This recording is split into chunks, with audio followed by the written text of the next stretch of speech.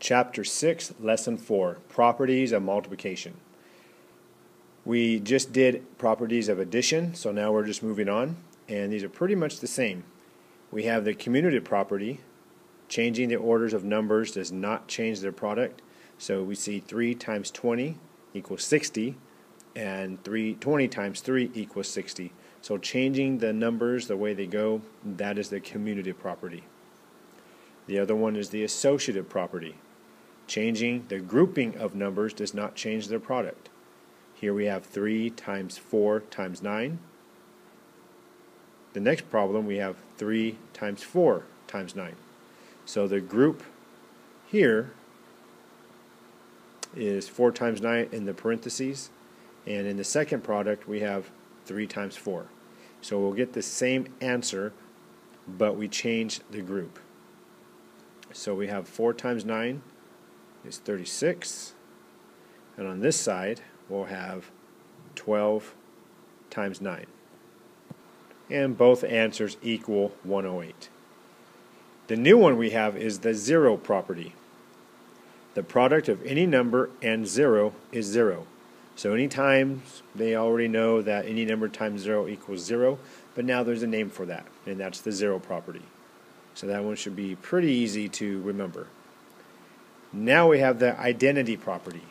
Now in addition, the way an addition problem keeps its identity is by adding it to 0.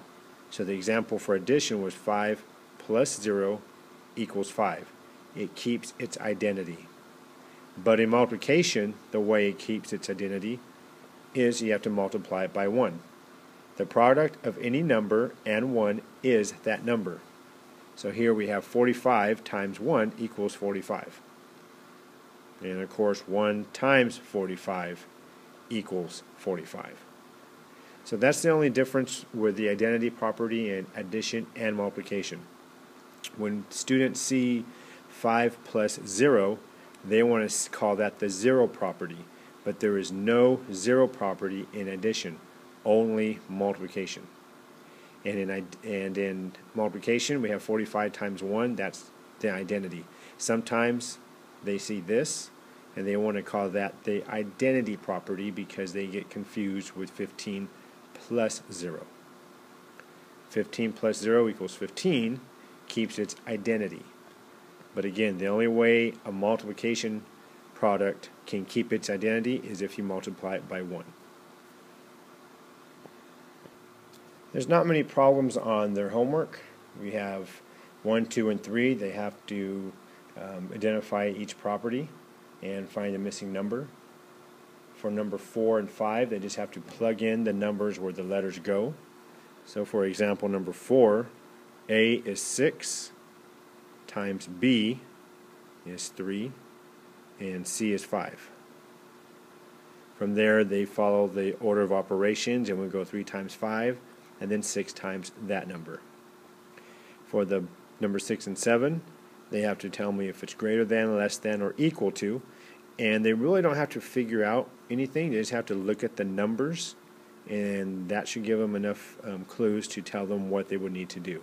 Multiplying it out is not necessary. Just go ahead and look over the numbers and use mental math, figure out if it's greater than, less than, or equal to. And then the very bottom, that is review that they've had before. You're going to replace y with the number 4 for numbers 8, 9, 10, and 11. So number 9 would be 4 plus 4 plus 10. And we get 4 plus 14, which equals 18.